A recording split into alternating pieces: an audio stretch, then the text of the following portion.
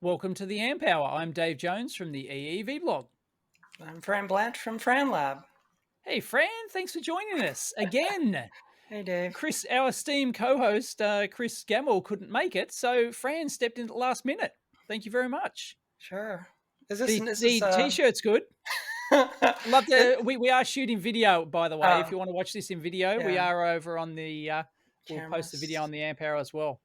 Yep, video and audio. Yeah, is this number 3 for me on the Amp Hour? at least three. 3. At least. Yep, could be 3 or 4. Not sure. Well, is it the third guest host time, or because one time I was on with you and Chris, and Yes, and I that's guest right. And hosted then it. there was another where it was just two of us. Right, that was the Yep, first time. Right. right. I, right, I Something was the like that. I was the first guest host, first non-Chris Gamble on the Amp Hour, way back. Yes. Wow, that was a long time ago in a galaxy Very of long far, far time. Yeah. away. And how many lab moves have you had since then? 2. Two, same as me, I think. I think I've had at least two. So Well, yeah. technically, So you moved back, didn't you? Actually moved back though. I moved back into my old one, which kind of doesn't count, does it? So it's like a yeah. That's like It's a still a move. it's like a yeah. Yeah, that's Uh, true. Unfortunately, I just finished the taxes. I know you had your tax oh, I just thing. did tax. Oh God. Yep. Well, in after 2018, they no longer allowed moving expenses as a tax deduction. So What? yeah, Seriously? yes, so these last 2 moves have been a complete loss. So yeah, That um, is nuts. How can you that? How can that not be a regular business expense? it's well, ask Are ask the you a con. sole trader or a LLC? I'm a sole proprietorship, Oh, okay, right. Surely, if but you it doesn't were an matter. LLC, that would really it No, doesn't matter. yeah, it doesn't matter. Yeah, Oh, so it's the one-two wow. punch because landlords can evict you because they're changing their property, and they can push you right out, and then you can't deduct the loss of being pushed out and having to move to another property. You have to just absorb that on top of everything else. So yeah, Wow, that's incredible. Practically everything I do is a tax deduction. yeah. I Well, can I can just go somewhere and send one tweet and the entire trip's a tax deduction. well, yeah. Well, it's very similar with me. It's every piece of equipment I Wow. buy is part of Fran Lab. Mm, It ends up. I got a new accountant this year because my last year's accountant moved out of town. So it was quite a learning curve. He was like, when I presented him with all the things, he was like, what do you do at Patreon? I said, well, I don't work at Patreon. I said, well, what did you do for this money? I said, well, I didn't do anything at Patreon. He says, they just give you this money and you don't they do just anything give it for to it. you. Yeah. And I said, well, actually, yeah. And he was looking at me like really angrily. And he says, and when I showed him all the purchases that I had done last year, it was like almost 6 figures of like payouts and expenditures. He was like, well, what is this, all this stuff? And I said, it's everything, parts and equipment and, you know, everything from Yeah. solder to breadboards to clocks to things. He says, what are you doing with all this stuff? I said, well, I just, it took like half an hour to explain what it was that I do. Yeah. He says, okay, well, what do you do for a living? I said, well, I don't know. I said, my official profession now is I am paid to be Fran. I love it. Paid to be Fran. Yeah. Wow. Yeah, because the majority of your income is it Patreon or is it YouTube or is it split? Patreon, it's split, but Patreon is definitely number All one. right. Yep. Wow. So, So so yeah, yeah, like, and that's technically like they're just giving you money. Like you don't, although you do ship stuff in return, like occasionally you might give someone a patch or something, but it's not uh, really. It's like, it's not really quid yeah, pro quo. It's yeah, no, yeah, they're just giving you money because they like your stuff yeah. for, It's for being Fran, as you say. it's very hard to explain. Oh, Um, that's crazy. Yeah, I changed accountants because my old accountant, he retired. Mm. And but it was like, so I was dreading that. I was dreading going to the new accountant, but it was seamless. And he was better. So he was like, he actually understood it. And I pretty much operate just like a standard business. Like to them, I'm just a packing and shipping business kind of thing. So, and all the income's just income. It doesn't matter what I actually do. Yeah. It's all just, you know, classed as Well, business income and expenses. it used to be like that for me when I was in manufacturing. It was very straightforward. Mm, Most accountants can understand the nuts and bolts of a manufacturing operation. yep. It's harder to explain this. Right. I don't understand why you have to explain it though. It Uh, just seems like, oh, it shouldn't, like, income's income and expenses are expenses. Why does it matter? What uh, that's well, just nuts. I think it's well. You have to have we have to state a job title Right. for what you do. I Yep. think when I craned my neck around the monitor, I think he typed in spokesperson as my profession. Spokesperson. Yeah, we have those here. We have the official tax. You have to fit into one of their categories, and Yeah. I don't know what I am. I'm just like, Joe Bloggs engineer or something probably. No, no, I'm a videographer. I'm a Mm. videographer, I think, is my official tax thing. So, yeah, and Yeah, I don't know if they still I have that as a yeah, category, but they used to right. have videography was a thing in the 80s. I don't know if it's a thing now. So Hmm. because There is YouTuber, I think. YouTuber is an actual. I think it's an actual category, but Hmm. I don't know. I just haven't updated. But I think it's been added because there's so many people doing it now. So So it's great. I used to file as a videographer back in the late 80s, early 90s when Ah, I was a right. videographer. A real videographer. Yep. Yeah, I used to. I had a. It was all. I had a Panasonic linear editing suite, the AG Oh, series, sweet. Super VHS, dual Super Yeah. VHS deck with the AG controller. It was state of the art at the time. Cost Wow. a fortune. Had to take out a loan to buy the system and everything. Took years to pay it off. But I edited in Super VHS for a good decade. From like Incredible. 90 to I was still doing Super VHS into the aughts. Wow. Have you still got that kit? No, the system. I don't have the system. I still have one of the cameras and a few playback decks, Hmm. but no, I don't have that original system. Because that'd be great to see if it still works and see if you can feed video into it and see what you can get out of it. It, Like by modern standards, it's like, at this point, it wouldn't operate without, they'd have to be overhauled at this point. But it was an hmm. amazing system because it had frame, half frame like per field accuracy for the Oh, cut in and out. wow. Yeah, Yeah, and it was hi-fi that's audio, which incredible. was scanned right into Yep. the track. And yeah, I used to do commercials and weddings and stuff like that, music videos for local bands, and Oh, wow. plus my own projects. I was doing film and video, so I had transferring film, transferring slides, corporate stuff. Yeah, those Incredible. are. It's not like I made any money doing it.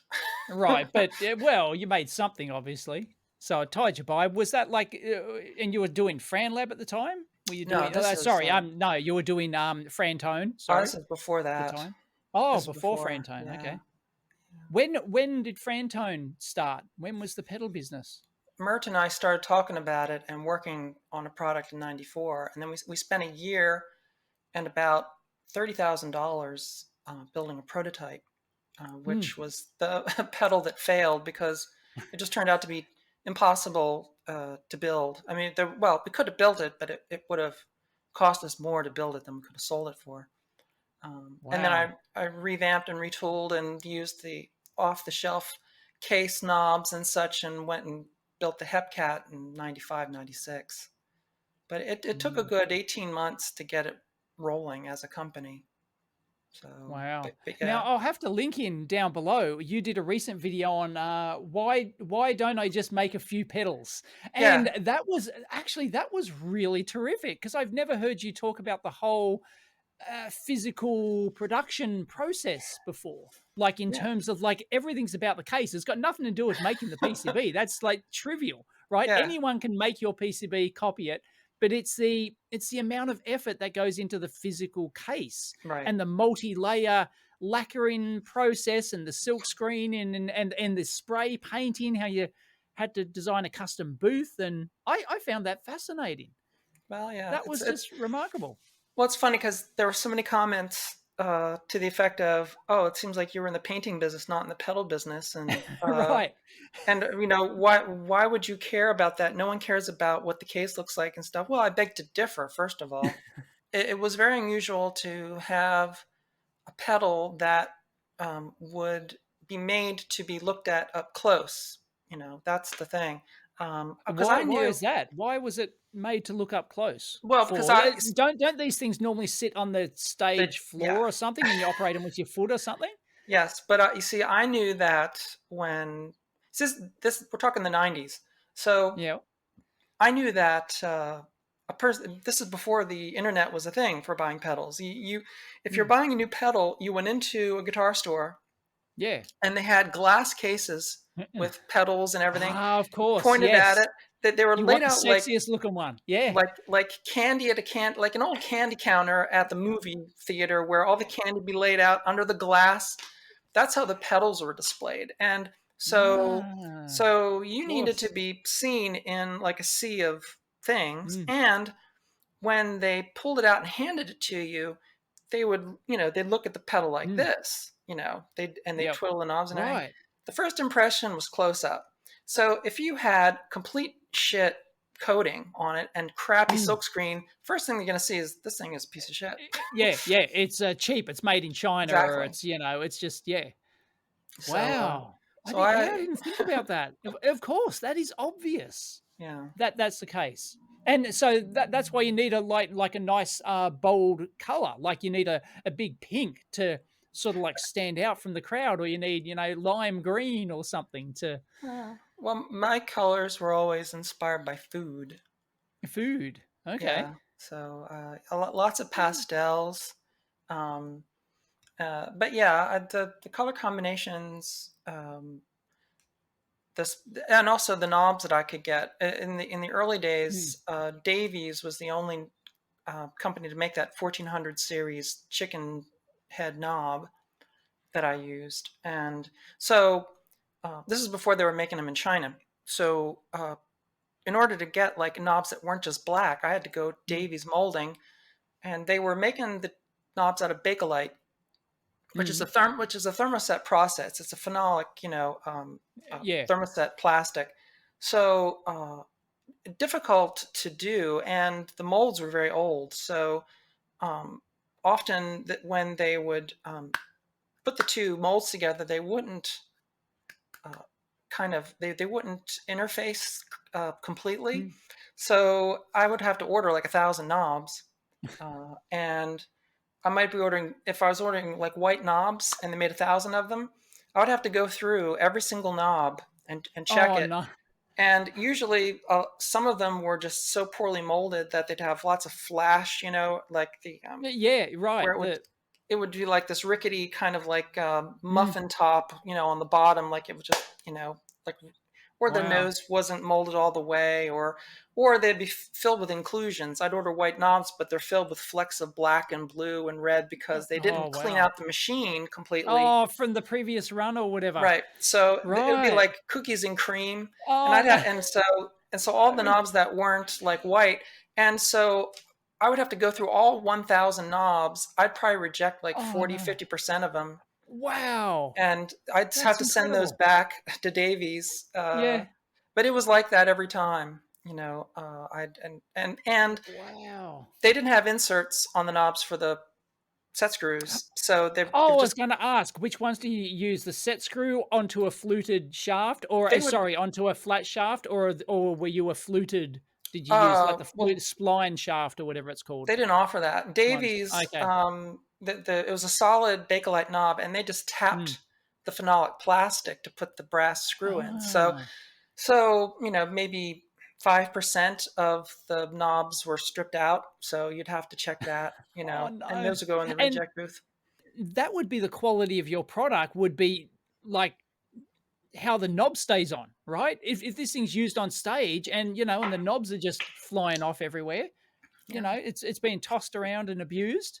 yeah. I would have thought you'd go for more than I don't know some better than some sort of like just embedded set screw. It wasn't an option. If Oh you wanted right, that, okay, if you wanted that knob, it had to come from yep, Davies because it was a 1400 series. It had to come from yep, Davies, and they only made it one way. right. But they learned to hate my name because every There's time I that ordered picky knobs, Frantone again. Yep, I'm gonna send returning half of half. them back. Oh no. Yeah. Unbelievable. So, No, did you ever, like, hold them on with, glue? Did you ever no, Loctite them on no, or anything? No? no, no. You don't. That's Why not? that's You would really think that'd be more robust. no. Or is that That's quality with a K. That's right, it's okay. I nothing half-assed. I didn't do anything Okay, half-assed. right. That's sort of when you start having to do stuff like that. It's a death knell of a product when you're having to Got it. fudge it. Yep, uh, yep. no. I I wanted the pedals to be the most robust. He said the way I designed them initially was for them to be like a tank. Yep. That's why the battery compartment was an aluminum clip originally. Um, Mhm, the way that I mount the circuit board right on the switch and everything, I made it to be absolutely bulletproof because I knew what touring gear went through and what touring musicians would do to their mm, equipment. And proof proof positive, I have some custom pedals, some one-offs that I built, like the Vigilantron that I built for Vigilante Karlstrom of the Hives. Um, that pedal has been used. I built them three, but they're still using the first one. The original one is still in the rack and being played every time the wow. Hives play, and on every tour in every city for the last Incredible. 12 years. So yeah, and I caught up with them a few years ago, and I said, do you need any repairs or anything? They said, no, we're still using the original one, still going. Wow. So Do on, audio, like, tour audio gear, do the connectors wear out and stuff like that? Because 'Cause you're, like, sure. going to, like, 2 or 3, a show every day, and you gotta bang them in, bang them out, and, Well, um I used Switchcraft jacks, which are pretty robust. hmm. Um, you pay Oh, a that's right, fortune you for them. use 6.5 mil jacks, don't you? Yeah, Or well, quarter quarter inches. inch, Yeah, quarter inch quarter. standard. Sorry, Yeah, metric. 6.5 mil. But yeah, it's quarter-inch jacks. But the thing is, with the quarter-inch jacks, I mean, they were made for the telephone system Mm. originally, and Yes, to plug in and out, yeah, of right, course. and they're Right. by design, they're made to that size and stuff because you every time you insert the plug, you get a Mm. fresh surface, or Yeah, it right. wipes the It contact. Yep. So, but yeah, the Hmm. switchcraft jacks and everything. The most vulnerable part of as far as the hardware goes, has always turned out to be the DC jacks because there never was an option to get a heavy duty ace jack for that barrel plug. Yeah, Yeah, there's not, is there? no, Did the you ever the think about using something? No, but that's you have to use that because that's the industry standard, right? And it's right, gotta be center negative, right, right? Got to right. be that center negative rubbish. Wow. Right. Yeah. So yeah, the standard, the 5.5 mil standard barrel jack. It's it yeah. Mm. So again, you're at the mercy of what the parts manufacturers make, and they only make plastic barreled, with a plastic Right. nut. There's no metal option for that. You Mm. know, it's the Achilles heel of all equipment is the AC jacks. Even if you, no Right. matter, Yeah. even if you're buying like a mixer, it might come in Mm. an all metal case, all Yep. rugged, rugged, Mhm. rugged. But the DC jack is it's going to be Yeah, this yeah. little thing Yeah, that's little soldered, plastic. Yep. just soldered on the board inside of and they drill a hole in the metal casings that you put the Yep. barrel through, and it's just wiggling on a thing that's just soldered on the pad. It's Mm. the Achilles heel of every piece of equipment that's Yeah, made but you is can the get DC jack. metal panel mount ones, though. You can get panel mount metal, I think, yeah, they're mostly metal. I've used panel mount metal ones with the, you screw on, you drill your hole in and you screw your thing on the back, and then you have to wire up to it, of course. So you can't mount it straight on your board. You've got to actually wire them in. Hmm. I don't know if they're suitable or not, Yeah. but yeah, tough business. I mean, that's just Oh, nuts. I do not miss manufacturing Right. at all. I Yeah. tried to really put a fine point on in that video, but still, even with everything I said, the comments are, oh, The so comments are, look, why are you whining about it? Why don't you just say you don't want to do it and just shut up yeah, already? yeah, yeah. Yeah. Well, no, I thought that was fascinating because I haven't heard you explain the whole process and the paint rooms and everything else. I thought that was brilliant. And then your next video after that was the promised land of kits, Yes. and I've been in the kit business as well, and Yes. it's just, yeah, it's not, it's a mugs game, as we say here. Yeah. It's Well, yeah. you had who's the guy down in Australia who had the big kit business, the online the catalog kit stuff down there. Oh, that would be Colin Mitchell. Mitchell, yes, that's it. Colin Mitchell. Mitchell from Yes. Talking Yeah. Electronics, yes, and he spent his whole life just selling, like, little $5 Yes. kits, you know? Yep. See, see, when people It's think incredible. about Colin Mitchell's kits and they think that that's how you make your $1 million, but you Yeah, don't no, realize that he must have had a warehouse full of circuit boards that he never yep, shipped, you yes, know, yep, and and he's and you still know got them. Yep, and he's still got boxes full. someone would order like a blinky kit, Yeah. 4511 blinky kit, and he would go to a go to a shelf, get one of the boards, go to another shelf, get a chip, get a socket, grab six Oh, LEDs, put it in a oh, bag and yep, everything, fill yep, out the envelope, blah blah blah. People don't realize that you got to have like a friggin' warehouse of mm, parts to pick and place yep, to put together kits. It is not. mm, It's like that classic tale of the Kickstarter where they get $1 million yeah, and they get 6 weeks that they got to deliver the product and they don't know freaking how to do it do it, I know. because they don't realize that they have to have like a 100,000 square foot facility just to house the Yep, parts that they're going to need to build their thing. yeah, it's Uh, nuts. yeah, Yeah, at one point, I think he had 4 or 5 staff working for him. Like really minimum wage kind of, kids and stuff like that, working for him, child labor. Bring back packing and child labor for yeah, kids. yeah. Yep. Say, get the kids out of the coal mines and picking Yeah, kits. right. That's it. It's That's safer. how we do it. That's how we do Yep. it. That's how we can sell it. It's, yep. It's Oh, safer than the coal mine, or it's safer than, yeah, TikTok or something. I don't know. oh, But yeah, and of course you mentioned that, people just expect you to fix it under warranty, even though it's a, yeah. that's the Oh thing. God. People Oh, don't even consider the Heath. It's the Heathkit mhm. paradox, which is people don't even consider the fact that you got to have customer service for all the kits that you sell that Mm. someone assembles and they don't work, or they Yep. make a mistake and they just want it to work and they're going to send it back to you and you're going to have to fix it. And if you're just selling a kit every month, maybe that's not a big deal. But if you're going to make a business of it and you're selling 10,000 kits a month, Yep. you got to have a Absolutely. staff of Oh, people to fix kits. you yeah. know, you It's got to have like crazy. a room of people to fix kits, and people Yes. just don't grasp that. Our magazine, one of our magazines here in Australia that used to sell, well, one of our, yeah, we had the magazines. You would publish your article, and then some of the kit suppliers would actually sell the kits, and they famously had a "Sorry, Dick, it doesn't work" service where you could, look, I built my kit, I followed your detailed 50-page instructions, and it still doesn't work. You can send it back in, and and yeah, they had to have a staff of people actually just repairing kits. So this was back in like the 80s, early Yeah. 80s kind of thing, late 70s, early 80s. I don't know, is anyone still doing that? Is anyone at all like doing a, I know there are people who have kit businesses, but I'm not sure Yeah. that they're at any scale that, that they've got like a team of people just repairing them.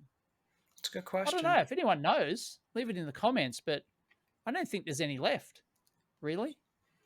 Hard So to say. I don't know of any in the U. I mean, yeah, there's things like well, there'd Adafruit be and the SparkFun and Adafruit, Spark but Fun. Yeah, I don't think they have people but I don't. repairing Yeah, kits. I don't know what to do with returns. Yeah. It would seem to be. I mean, the real boondoggle with kits is Mm. the stuff that doesn't work. So I don't know if you would just it would be cheaper just to have a policy where you just send them another kit Yeah, yeah, rather yeah, than dealing with the exactly. return. Yep. But I think that's how they deal with it, how the Spark Funds and the Adafruits would deal with it, surely. well, regardless of what your approach would be, you still have to deal with all the emails, and you still have Yes. to deal with the correspondence with the customers, and that's another staff altogether. I mean, if you're just one person, again, if you're having to move thousands of kits a month just to make a penny, Oh, you're dealing with yep, thousands of emails a month from yep. people who have all kinds of questions, all kinds of problems. Oh, I got the kit. I don't. I'm confused about this. Explain how this is going to go, and Mm, why does it do this, and why do you have to do that, and can't I do this, and can't I do that, and what if I took this wire and did that, and what if you did this jumper and everything, and I'm going to give you 3 paragraphs of why this kit could be improved if I just rewired it this way. I'm going to send you diagrams with drawings of how the traces should go and everything. And if we shouldn't use this chip, you should use another chip, and it was a much smaller profile, and then you can do it surface mount and blah blah blah, yep. and multiply that times 100 people, and you It's got to just deal with that. So it's nuts. yeah, And then you get like the nasty worded letters, back in the day. Now it's emails, but they would send the kit back because you'd publish your address, right? Even though you don't say, "Oh, send it back."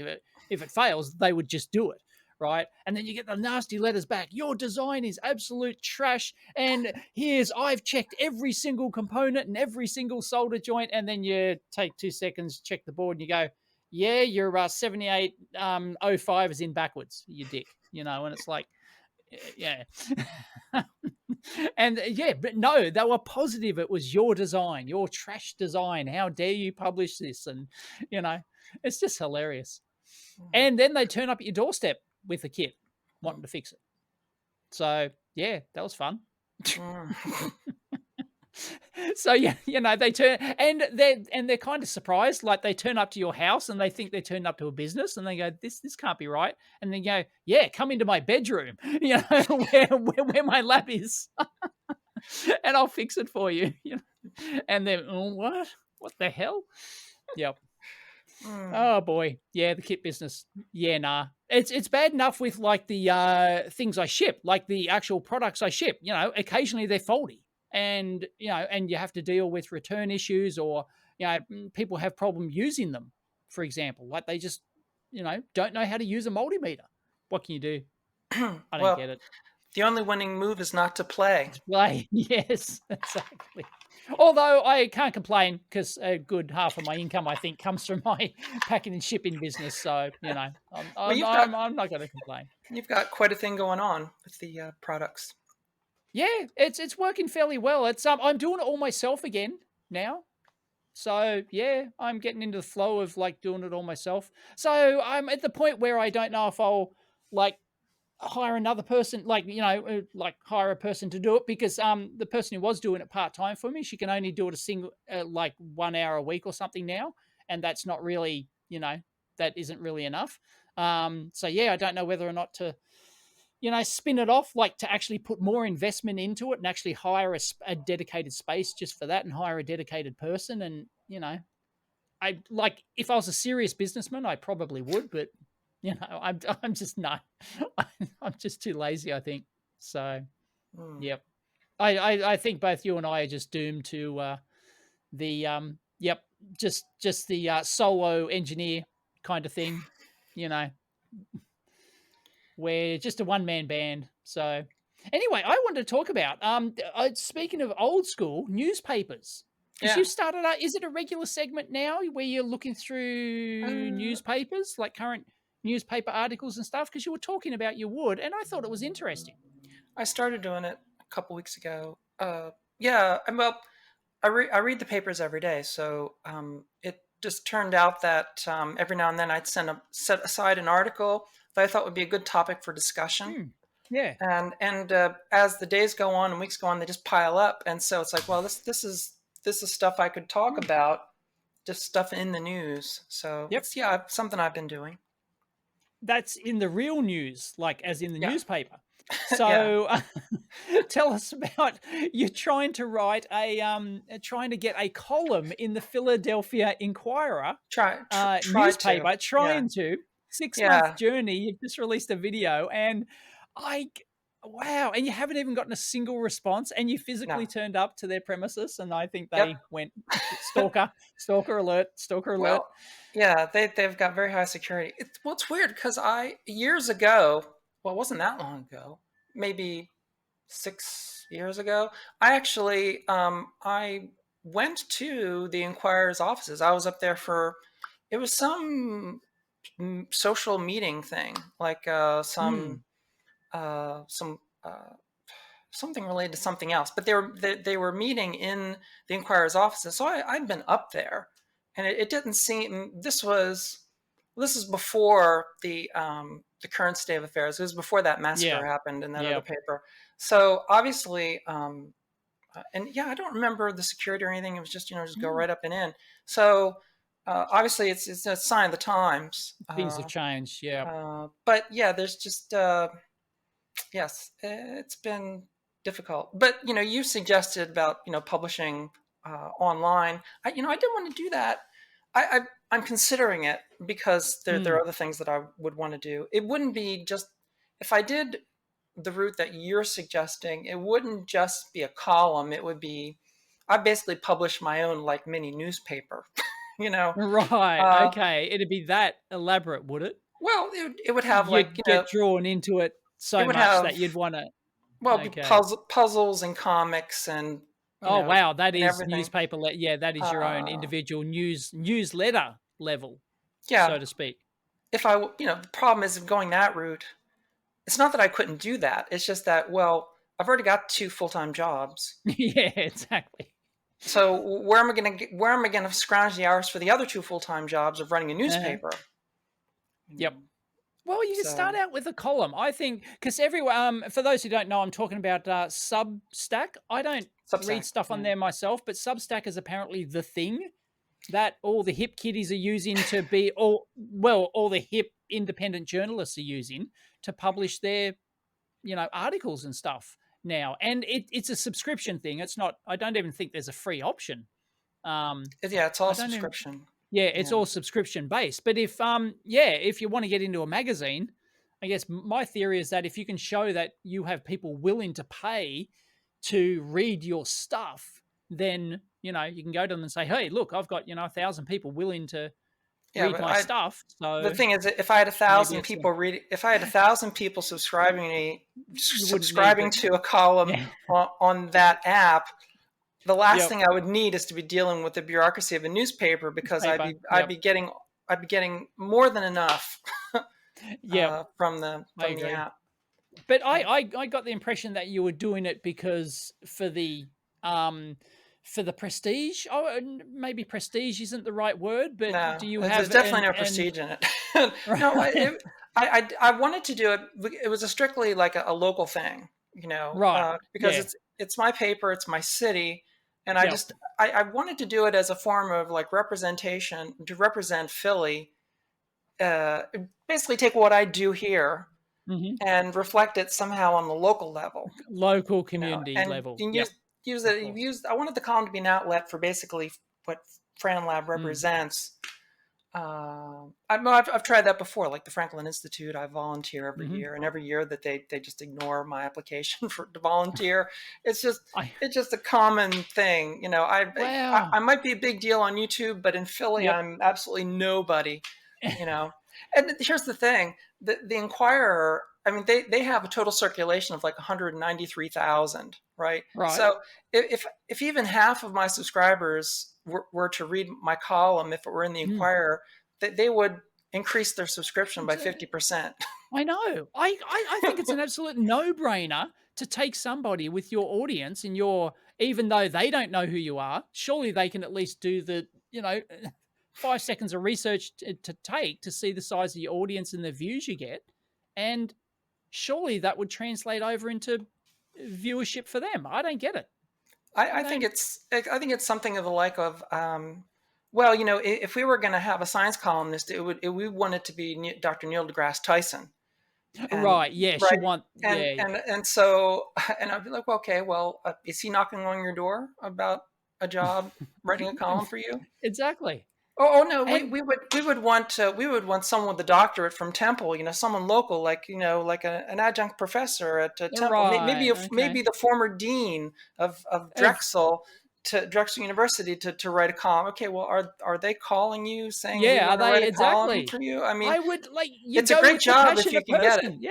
it. You, It's like I'm Fran Lab. I'm living right here, like blocks away from your office. yeah. I don't get it. Here's the thing. When I came up with this idea last year that I decided that I wanted to write a column, I didn't even go into it thinking that I'd even be paid for it. You know, I uh, was I gonna ask that. Would you do it if you weren't paid? Would you still I do it just for the, just for the fun of it? Or I was going to do it just for a stipend. My right. goal at the time was just to basically to get published and just be able to have like a backlog of articles that were published. Mm, I because I Fran Lab isn't going to be forever.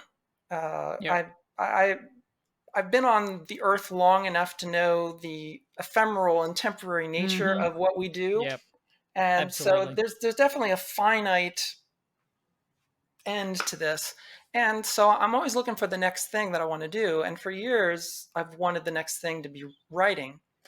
And Mhm. because I'm an essayist, I really thought that a column would be the ideal format for me to Right. output, 850 to 1,000 words. Mm. That's sort of my my format. So there, Hmm. but I was surprised that I didn't get a single reply. Yeah, But that's just like a sorry, no, we don't, Um, one of the comments on the video is somebody suggested they have a one of the options could be they have a pre-decided their editorial policies at the highest level and do not consider them even worth discussing with anyone else. I can see that happening at a large newspaper like that. How many like staff would they have at a well, on large paper like that? the Do you Inquirer know? Is used it like dozens well, or is it hundreds? the Inquirer used to be a Oh massively yeah, large paper, yes. and they've been whittled down. I think they actually turned off. It was only a couple years ago, maybe it was last year, a couple years ago. They turned off their press plant, and they're actually Oh outsourcing the pressing of their actual paper yeah. to a company in I think Chester, a press company. They're also printing the Times, and basically all of the papers that you get regionally are all done at one press plant now. Oh, interesting. But Hmm. if you go on their website, you can scroll down. That their staff, it's like 100 people.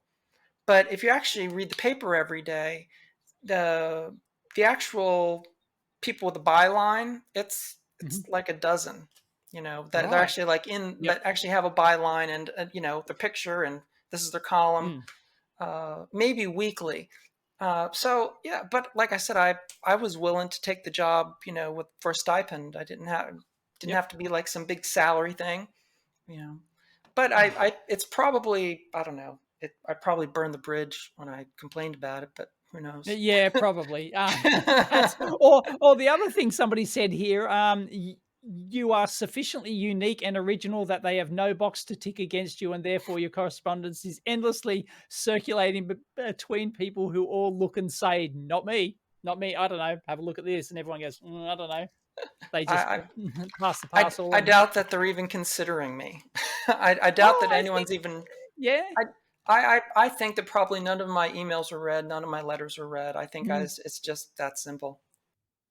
Right. So, what are your options now? Because clearly you want to do this. So, is it to go to some other try other publications? Does it matter who you get in with? Or does it? Or would you start the online thing? No, Philly's down to one paper. I mean, there used to be the city paper went dark years ago. The city paper Yep. was my favorite paper, and I would have loved to have written for the city paper. But that was a tremendously great publication. But they city paper got bought out by a competitor in town, that Mm.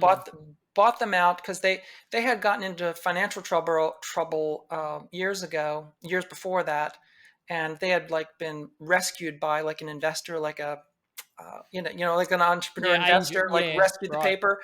They kept printing paper, but then the competing paper came in, and just went around the staff and just made the deal with the investor and just Mm. bought them outright, and then shut them down the next day. Bought them to kill Oh, them.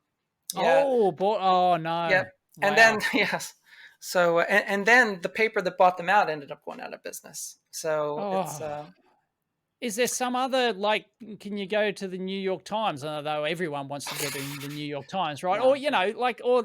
like surely US has like I don't know 100 newspapers or something. It's dwindling. They're Yeah, yeah, it's dwindling, but surely 2,500. somebody would back you up. Well, they said something like 2,500 newspapers have closed in like the last 5 years. Yeah. Um, Wow. but most newspapers that are still being published there are owned by a handful of companies, uh, like Mm. mega conglomerates. No, it isn't that I want to write for a newspaper. I just wanted to write for my local newspaper. You know, Right. Okay. Right. So it's a okay. So it's pretty much done and dusted then. If you can't get into the probably. Philadelphia Inquirer, I mean, I'm considering your option of going. Substack paid Yeah, Substack thing. Yeah, I'm I considering I it, think but you could get at least a couple of hundred people. I'd subscribe. maybe. In addition, you would get people in addition to Patreon. That's the Why I thing too. The biggest thing is the investment, the startup investment of a proposition like that. Because I figured if I did Mm. it that way, I would have to like publish articles every week, and I'd have to Yep. do it for like Right. well, at least 3 years to know if it's a viable, doable thing. Just to Mm. build up the audience and everything. And while I'm building up the audience, very few people are actually reading the articles while I'm in the first year while I'm publishing them, yada yada. Mm. I mean, I did consider the idea of um, like a Kickstarter type thing Right. Okay. to set people. I don't know how transferable that is, but the idea that like people who bought into the Kickstarter, if I had a goal of like a certain number of like a goal for the readership, and then people who buy into the Kickstarter, Mm. they get the membership for the you know Yep. for the app or something like that. But I haven't worked it out. Mm. But yeah, it'd be more than if I had to publish that, it would be more than articles. It would be other things, puzzles and whatnot. Got it. Almost, yeah, like a physical newsletter. Like, Almost, yeah, and you could almost print it. You could almost actually print your own, and everyone gets a little booklet, and and then you're in the packing and shipping business again. yeah. Congratulations. Stuffing envelopes. That sounds Oh great. yeah. Oh, that's fun. Yep. Yep. Like I couldn't even do that right. I couldn't even do that right. I don't know if you remember, but when I was shipping my ruler, I Indiegogo. No, it wasn't Indiegogo. I was using a local, one to raise money. Everyone got one of these PCB rulers, and it was successful. I got thousands of people, so I had to ship thousands of these rulers. And I thought, how hard can it be? Stick them in an envelope and send them off. It turns out, it's incredibly difficult. And I wrote an entire article. I discovered that I had to figure out a way to make sure they didn't flap around in there. So each one had to be glued down to a cut sheet of cardboard for starters. And then I discovered that if they did come loose, then they would go out the sides. The flap, the envelope is got like holes in the ends, and that was the same size as the ruler. So these rulers would just vanish in. If it went in the machine upside down, the ruler would just shoot out the end of the envelope. It's like, you're going to be kidding me. How hard can it be to ship some like little PCB rulers? Yeah, it's a pain in the Yeah. ass. I spent months handling that, just trying to ship out these bloody rulers. So yeah, no, don't do it. um, but yeah, certainly a Substack. I think we could do it. I think we could do it. I'll What? consider it. Excellent. One of your videos I liked recently was the Lumi Time, a digital clock Ah, with no electronics. And ah, that was obvious. That was like, when you look at how they do it, it's like with these rotatable contacts and these little tags, and they actually decode which segments turn off and on. Hmm. And then you turn those wheels with a gearboxy thing. It's great.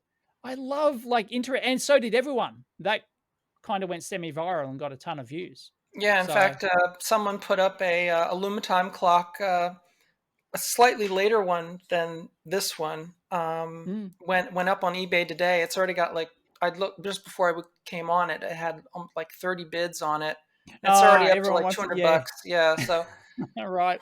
Yep. yeah. The Fran effect. Yep. Well, this is the kickback effect of the YouTube channel, because Yes. when I get something cool and I do a video on it, if that video, I mean, most of my Hmm. videos, 5,000 people maybe watch it. Little, Yeah. Yeah. Yeah. very very few people, but every now and then I do a video on an item and like hundreds of thousands of people see it, and then that's it. I'm never gonna buy another one again. Yes. 10 Exactly. years ago, if a Nemo tube were to come on eBay, you probably could get it for 20 bucks, Yeah. if it Oh came up. Now you wouldn't be able to get one no. for $1,000 if it came Yep. on eBay. Yep. These tubes, these Hmm. Burroughs tubes, when I bought the first ones of these tubes, they were like, $100 a tube, which was a lot of money back then. But ever since I made that video, now it's like $1,000 for three at a Ooh. discount. Ooh. Wow. Yeah, I get the same complaints when I do like an eBay score. I get a bit of test gear on eBay or something. Look at it. Buy this model. It's a really obscure model, but it's really great. Bang per buck. And Not yeah, I got anymore. mine for $50, and now it's $500. Not Yep. anymore. Yeah, sorry. And Yeah. a lot of my patrons say when you do an eBay score video, show us first, like several days before, so that then we can go on and find the cheap ones before everyone else gets it. Yeah. It's like, yeah, uh, sorry, people, there's nothing we can do. I mean, Yeah, it's if you like, want to see these videos, it's just a natural consequence of, there's a yeah. display that I'm not going to say which one it is, but it's a display that I did a video on a few years ago. I've got like a dozen of them that I bought at the time for. I paid like 5-10 bucks a piece for them, and Mm, I got like a dozen. A guy on eBay, he had a stock of like 18 or 20 of them, and so mm. I contact the seller. I say, look, I want to buy every, you have them up for one, one off on the. Onesies, yeah. I want to buy all, the lot that you have, Mm, and I said, I'm willing to pay this amount for everything that you have, which, I was a fair offer. And his reply is LOL. right. It's like, and I was like, well, wait a second. I'm the only person who wants this display. Yeah, yeah, I'm the only that's person who rad. wants this display, because and they're like LOL. It's like, it's almost like, oh yeah, I know you're the only person who wants the display, which is why I'm going to charge you $1 billion, because I Yep. know only you would want it. And it's like, what kind of crazy effect is that when you get I on know. eBay and the seller specifically is like, oh, I'm going to charge you this because I know that you're the one who's going to buy it, and I know who you Yeah, are. yeah. Yep. What can you do? Oh, eBay's a fun place too. Mm. It's almost as fun as YouTube. Well, Oh boy. it's gotten to the point where when I sometimes now when I buy parts or films, or if I'm trying to make a deal with a seller, they'll say, "Are you Fran? Are you the Fran?" Fran? Yeah. Yep, busted. Well, I've had that as well. I don't Yeah. know. Does that get me a good price or a Price bad or price? It depends. Yep. Yeah, because I often buy because I've got like 1,000 feedback on my personal account there, eBay, and it has no relationship to my channel. But people sort of get, and I'll often, and if I send them some sort of message, I'll sign it Dave, and then I've had, replies back saying, "You're not Dave from EEVblog, are you?" Yeah, busted. Okay. I haven't had them up the price on me, like I haven't had them, you know. Yeah. Usually they sort of like bend over backwards for me and pack it properly and do other things. So yep, Well, they would. include They would. freebies or notes They or something like they wouldn't want you to that. complain on the EV blog that Exactly that. Someone did a They're a bad shit packing packer. job. What is the worst packing job you've ever had? Like, have Well, you ever bought one of these like fragile oh tubes and it's yeah. just come like unpadded and it's Oh, shattered in the box or something? I've had some good ones. I had a good one this week. I just yesterday I had to complain to a seller because I bought a film and I paid a good price for it. As in a And film reel, like a 16 yeah, millimeter reel? yeah, Yep. but it was on a plastic reel, and Mm, they just took the plastic reel, not in a case. Usually there's a hard mm. shell case, Yeah, that the reel shipped in. right. I've had a lot. Most sellers, if they're not like archival film collectors, Mm, they'll put yep. the reel in a case. They'll tape up the case, and they'll either just ship the case like in the hard case, or they'll put the case Mhm. in a bag. I usually insist that okay, if it's in a case, put the case in a box. Don't Yep. just ship the Right. case. It depends on what I pay, but in this case, they took the bare reel without a case Mm. and they just stuck it in an envelope and mailed it. Yep. And Oh, it looked like someone had sat on it, and yeah. it was like Oh, cup no. shaped. It was like Oh, cup shaped, no. and No. the edges of the reel were extended over the film were like buckled over, like Oh, nose like crushed down. So it was crushed. no. Oh, So no. well, it's like and so Yeah, well, it I emailed happens. said, Yep. but no, I've had some good ones. I had Mm, one where I ordered some special incandescent bulbs, these long mm. incandescent bulbs. It's for like a lawyer's lamp, the old, Oh, yeah, they're right, like the yes. Yeah, I long know the bulbs. type. Yeah, But right, yep, I the had a desk lamp special that holds on. Yep. right, but I had a lamp that required one of those bulbs. I ordered from a seller, and they literally, I bought three bulbs. They literally took the bulbs, put them in a paper envelope, and Oh, shipped them. And oh, they were pulverized. no. I said I said, you have to explain to me how you thought putting light bulbs in an envelope would work. of I mean, course they're surely these are shattered. functioning adults, aren't they, that are doing Well, this? You would think that a functioning adult would know about glass and, like, glass shatters. Like, I don't, I make a lot make a lot of such assumptions, and I'm often I know, wrong. same here. No, I know, there are it's some terrible. there are always some doozies. Now, here's an interesting thing. On the other side of the spectrum, I was going to show this in a video, but hang on. I Oh, got the okay. box thing around here. There we go. We've got a good view of Fran Lab there, the new On, lab. on the other side of the spectrum, this box, I ordered another clock that I was going to tear down of, and they they put it in this box. It's actually a Phillips box. Yeah. Phillips. But they this is the clock, but to fill in the gap, they stuffed it full of old VHS cassettes. Oh!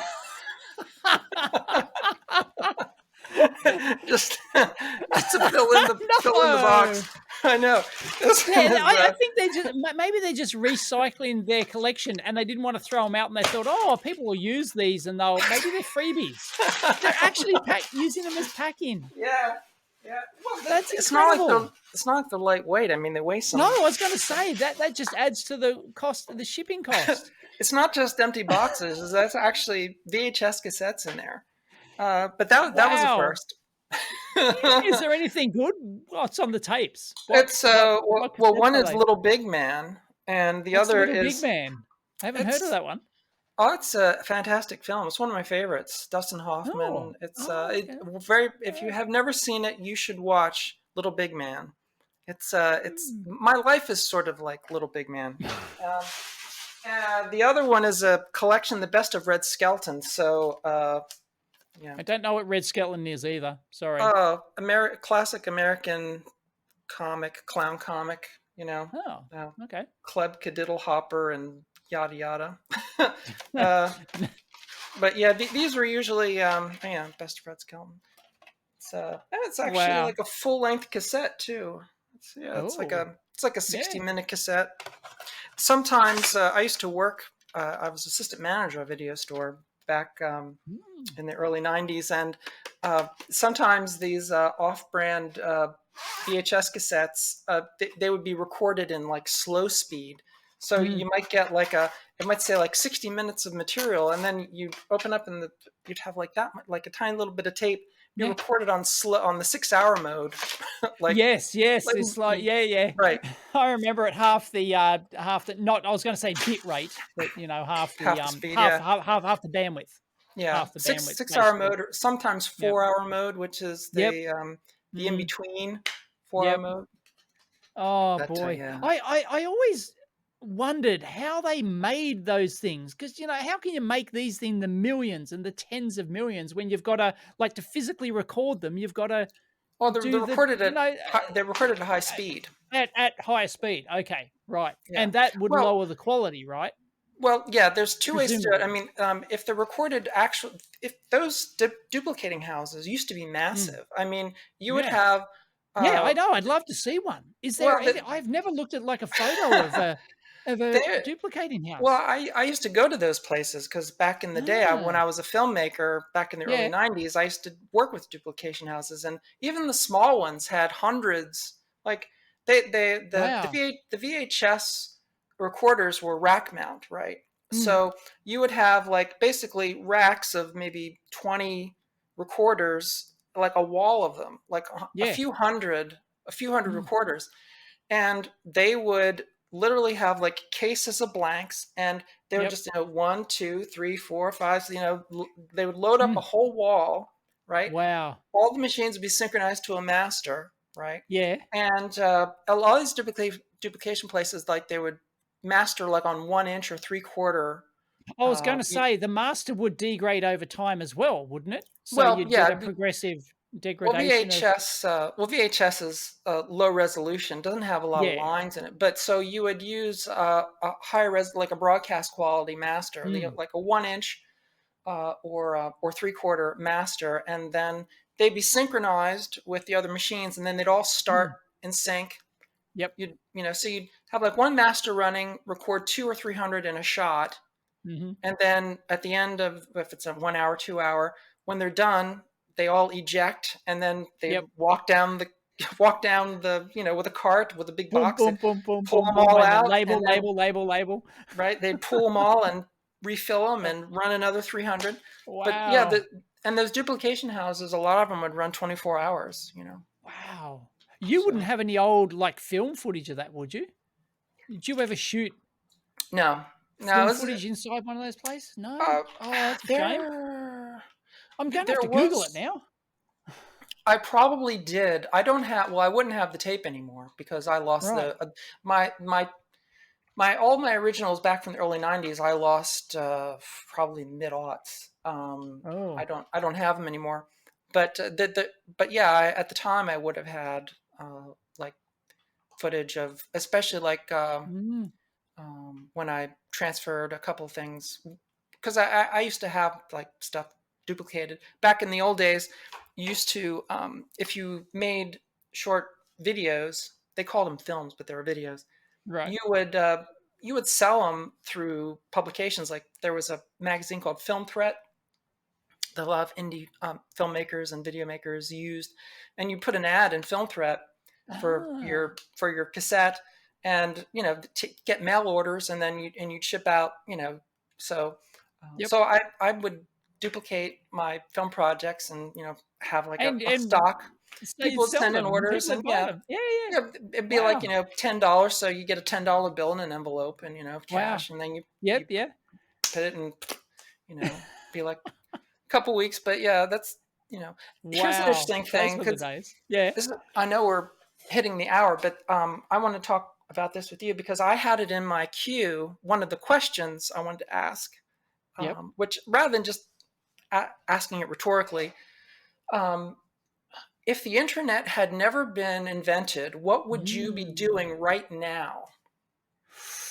Oh, I would still I've got to say, because I'm still doing the YouTube thing after 12 years, I got to say I'd still be doing the same thing I was doing pre-YouTube, which would be writing magazine articles.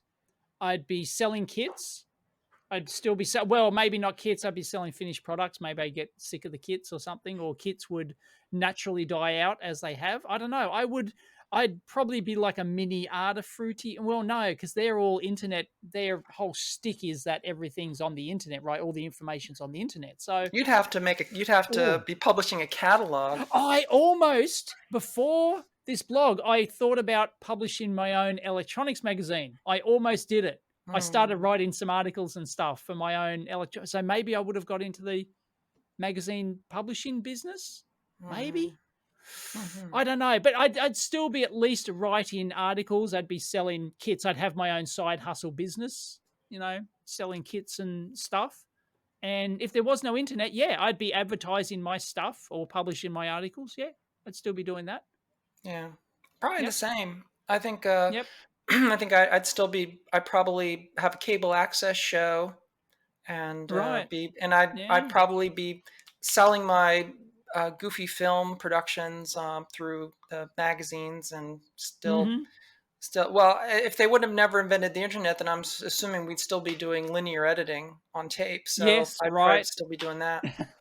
Yeah, because that's the Yeah. other I thing. don't. Without the internet, we wouldn't Mm, have had digital non-linear editing mm, wouldn't have come about. It wouldn't have been yeah. very popular. So yeah, I would never have got into video because I was never into film or video. Like I was never into photography or video or anything like that. We were just too poor to have a video camera. So yeah, I probably would never. Maybe I would have. I don't know. I can't see myself getting into the video. I can't say without seeing other people do it. The reason I did the YouTube thing is because I saw other people doing YouTube, and I thought, oh, maybe I could do like an engineering one you know. So there wouldn't have been any motivation there to start up a video thing, I don't think.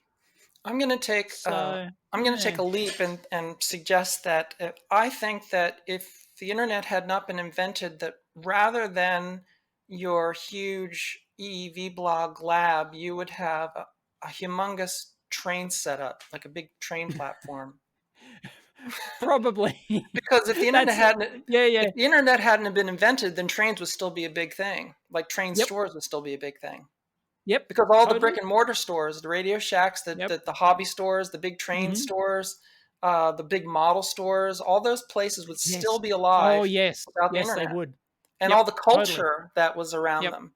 The Yep. slot racing places that used Hmm. to have like people would buy up like a storefront Mm. and build a huge the slot racing tracks in there. Yes. Yeah, yeah. You know, Yeah, yeah. all I've that got stuff my would still videos of my exist. local hobby shop shutting down, and I scored their big train set Yeah. from there and stuff like that. And yeah, that was sad. But then again, the other question is, what would happen if there was the internet but no e-commerce?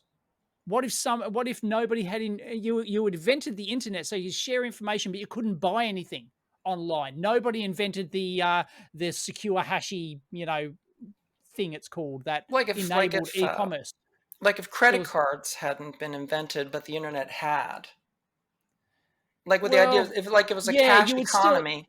yeah, you would no, you would still yeah, you still have to manually process the credit card with Yeah, the swiper type, the slider thing.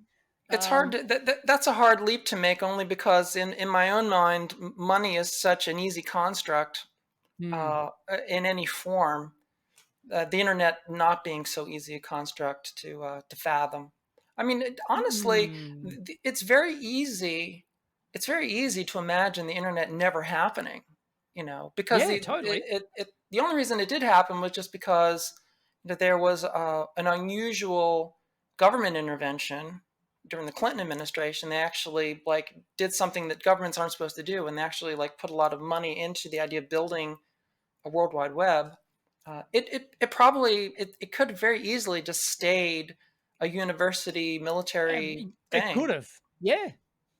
Yeah. Hmm. We'd still be dialing up bulletin boards and, yep. Well, that wasn't so bad. No, I had great fun, Oh, damn, I'm going to have to call back. It's busy. This BBS sucks. It's only got 8 lines or whatever, you can't. Well, Yeah, maybe I might have been running my own BBS. Maybe. I might have yeah. been, yeah, It doing goes that. back It's to hard to know. the whole the halt and catch fire sort of that Oh, brief yeah, moment of right. time. Yep. Yep. It's like That's terrific. slightly fictionalized. Oh, yes, of course. I don't really remember it being that exciting or No, no, it's not that exciting. No, it's incredibly boring. um, but Yep. yeah, Those were it's the days. but what I really regret about I mean, you and I, we make our living and build our lives around Mm. this thing, Yes. Yeah, we but have. but the loss of the culture that Mm. that culture that used to exist of like I said, those the retail those retail stores like the Heathkit stores and the Radio Mhm. Shacks and everything where you would go to talk about stuff with other human beings that were right there Mm. Yep. and show things off that you built Yep. and just that that's Mm. never coming back. No, no, We're it's never not. getting it back.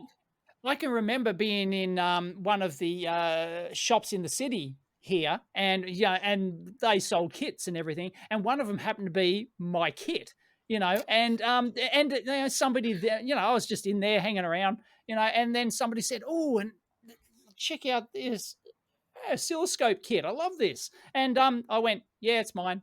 And then we just started yapping on for ever about the design of the thing and the software and everything else, and yep. Yep, those were the days. It was very local. It was more local. Like as I said before, if the e-commerce thing hadn't have happened, the e-commerce enabled global trade and commerce. Whereas if you still had to accept like the credit card, swipey type, did that work internationally? I don't think I ever No, bought something internationally on credit card before the no, I internet. think It was yeah, the international commerce really, I think that's very strangely mm, recent because it wasn't until yep, those intermediary companies like PayPal and stuff came in to right, actually yeah. Yep. transfer currency. It Mm. really was because And it was was PayPal hard. was PayPal the first they were one of the first It was to, one of the to do first. I don't think it was yeah, international, yeah. It but was it the one wasn't. that became popular. Yeah, but until those intermediate companies, those Mm. exchange rate companies that would Yep. exchange like pounds for dollars or Mm. marks or be able to do it, Yep. commerce from one currency to another and Mm. and make that happen. Yeah, it was very unusual to buy something with a country that had a different Mm. currency. I don't. To honestly, I never bought anything internationally back in those days. I don't really know how it was done.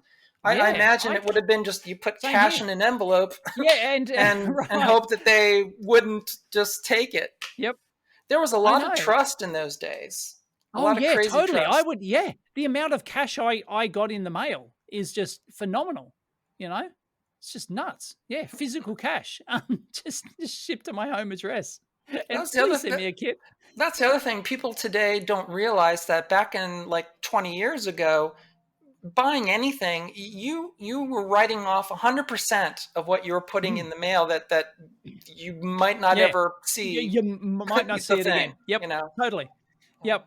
But and people were honest. I don't remember ever getting ripped off. hmm, I can't I don't think so.